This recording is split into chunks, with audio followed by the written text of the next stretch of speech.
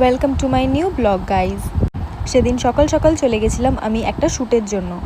যদিও বা আমি গিয়েই ড্রেসটা পরে নিয়েছিলাম, তাই জন্য আমি বিফোর লুকটা দেখিয়ে দিলাম আগেই।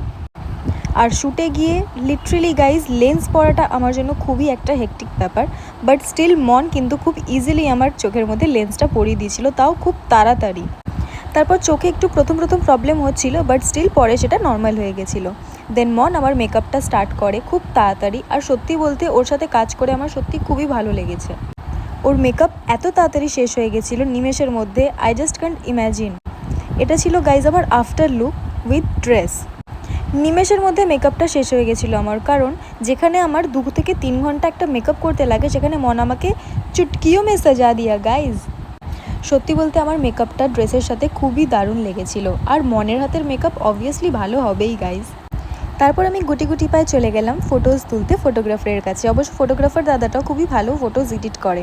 অবশ্য তোমাদের যদি মনের মেকআপ সত্যি খুব বেশি ভালো লেগে থাকে, তাহলে আমি মনের নাম্বারটা স্ক্রিনে দিয়ে দিলাম, তোমরা কিন্তু কন্ট্যাক্ট করে নিও যদি তোমাদের লাগে। ওয়েডিং হোক কিংবা পার্টি, সবার জন্যই কিন্তু মন অ্যাভেলেবেল আছে।